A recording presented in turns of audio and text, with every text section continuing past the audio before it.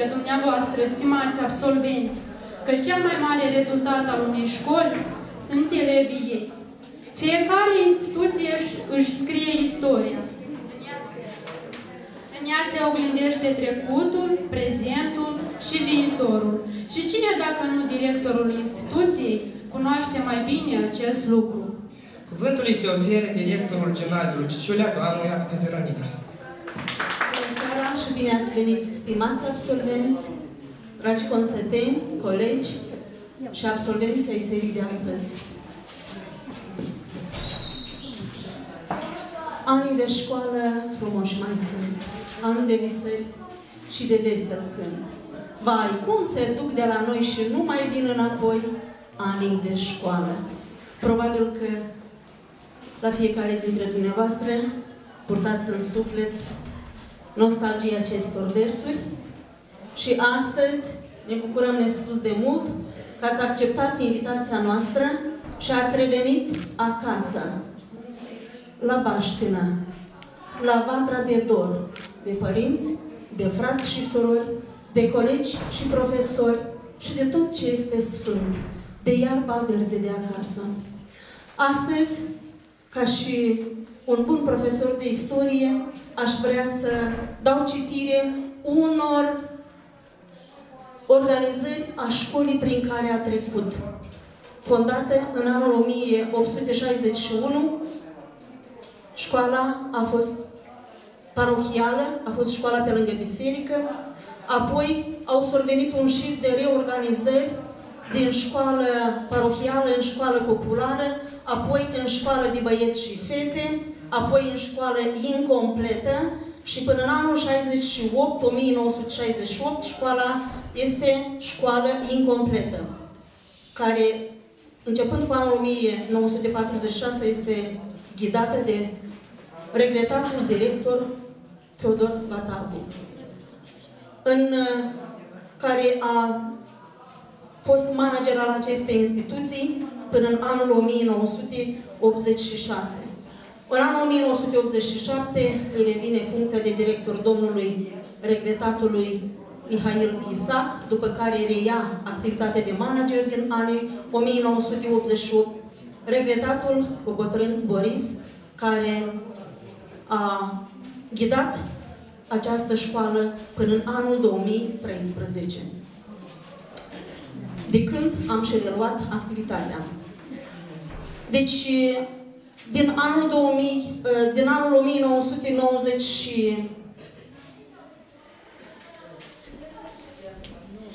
din 87 este școală medie completă, apoi școală medie de cultură generală și din anul 2004 până în anul 2014 școala a fost reorganizată cu statut de liceu teoretic, care a scos în lume 8 promoții de absolvenți liceieni care își fac studiile care și-au făcut studiile în țară, dar și peste hotarele ei.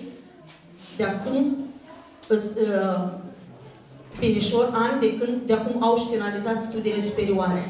Din anul 2014, de la 1 septembrie, școala este reorganizată în gimnaziu și este cu statut de instituție publică de la 1 ianuarie 2015. Fosta școală de cândva, impunător numeroasă, în care învățau peste 700 de elevi, care erau ghidați de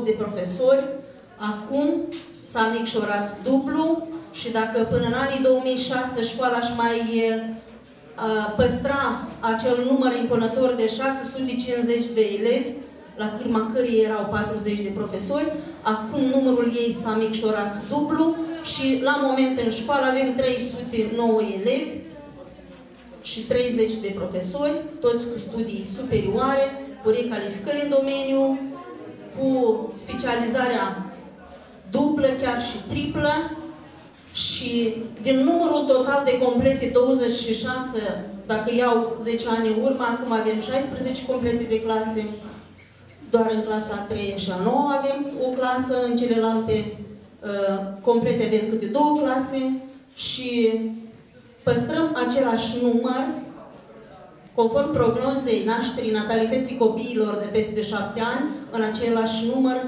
7 ani la rând. Toți dumneavoastră ați visat la o școală nouă, la o școală spațioasă, la o școală în care să ne facem datoria într-un schimb, atât profesorii cât și elevii.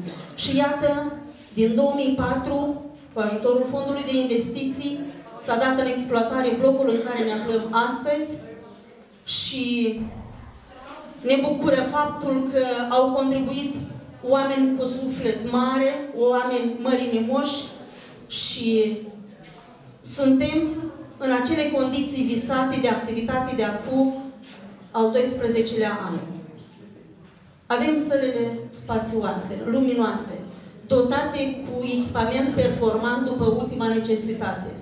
Avem laboratoarele de chimie, fizică, informatică, dotate cu echipamentul necesar ca să-și facă studiile conform curriculumului disciplinar la disciplinele de studii. Avem o sală de sport care este la fel finalizată cu ajutorul Fondului de Investiții 2 și dată în exploatare în anul 2013 și funcționabilă de acum 2 ani, care se află în blocul B, în bloc nefinisat, care mai avem nevoie ca să-l finisăm de sponsorizări, de oameni cu suflet, de auzul guvernului avem nevoie, de politicieni, de guvernare, de Consiliul Raional, care ar oferi posibilitatea elevilor din ciclu primar să-și ia masa aici, în cantina școlară, fiindcă și acum o iau în cantina veche, în blocul vechi al școlii, în blocul în care am servit și noi masa când eram copii. Și probabil că și dumneavoastră. Fiind nevoiți elevii să se deplaseze pe frig, pe ploaie, pe năsoare, pe ger, la distanța de 400 de metri în blocul școlii vechi. La fel avem nevoie în blocul B să-l finisăm pentru a da în exploatare sala de festivități, pentru că suntem martori. Astăzi suntem într-un hol al școlii și avem foarte strictă necesitate de a organiza și a desfășura toate activitățile extracurriculare într-o sală de festivități separată.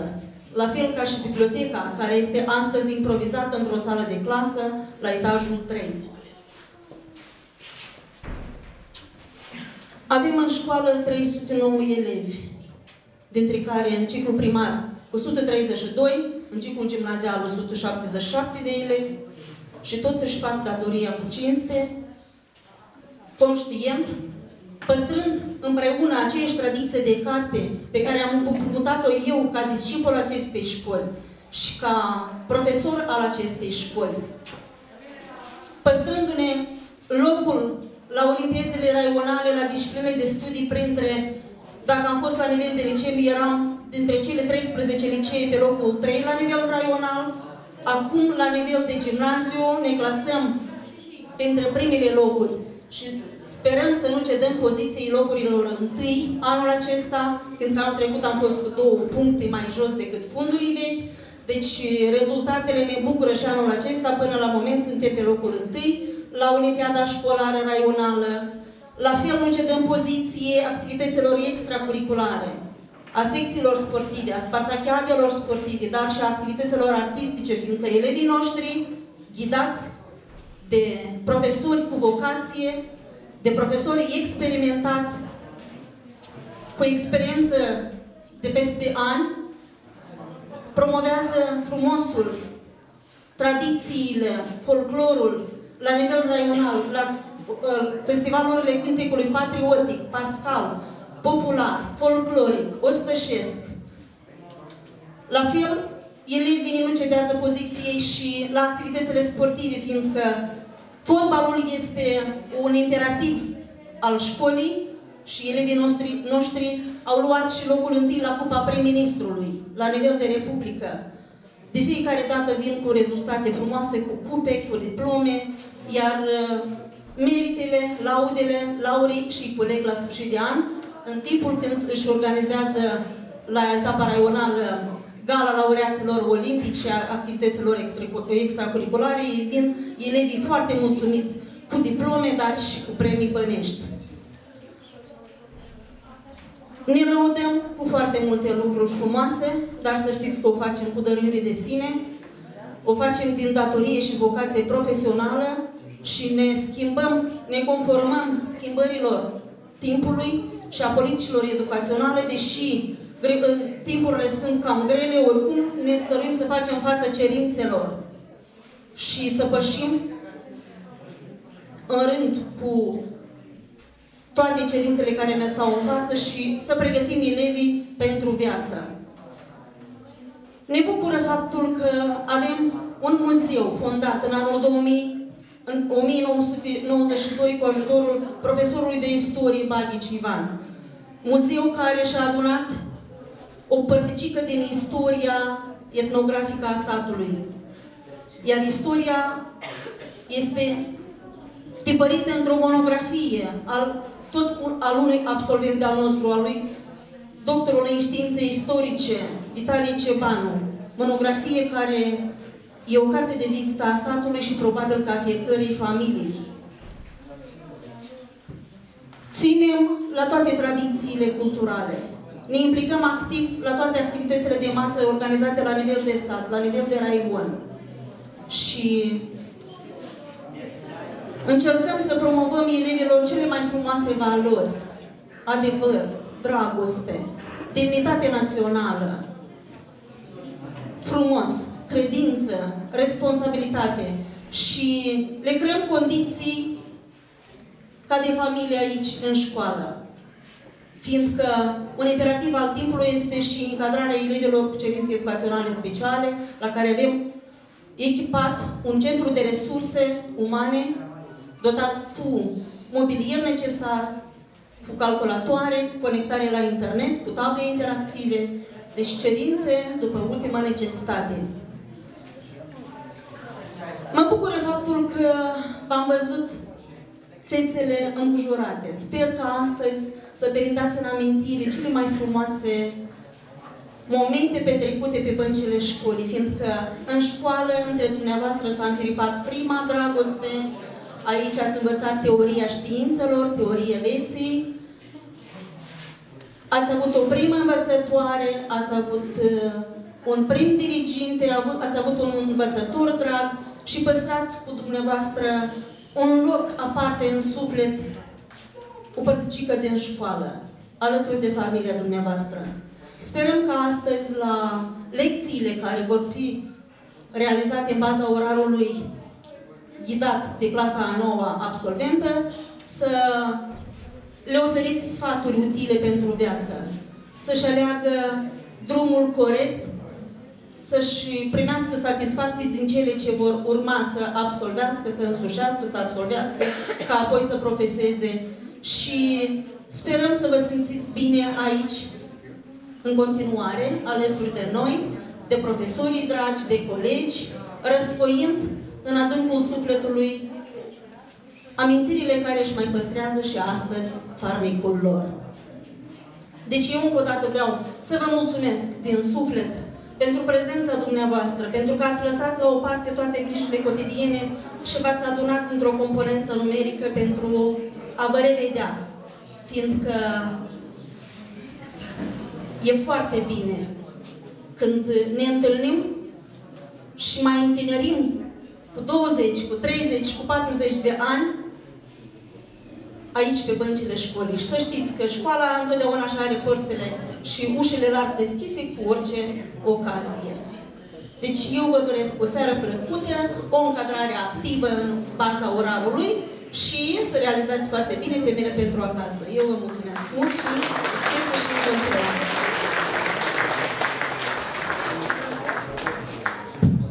Vă mulțumim. Fiindcă astăzi cu toții vom fi în postură de elevi, vom activa conform unui orar care cuprinde Lecția amintirilor.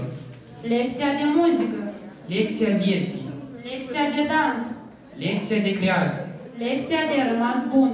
Iar zâmbetul, voia bună, cântecul și dansul, sperăm noi, ne vor întoarce în lumea copilăriei și adolescenței, unde ard luminițele multicolore, cresc viorele și toporași, iocei și romanițe. Mai țineți minte obligațiile elevului? Colegii mei, sceneta la școală, se vor stărui să vi le reamintească.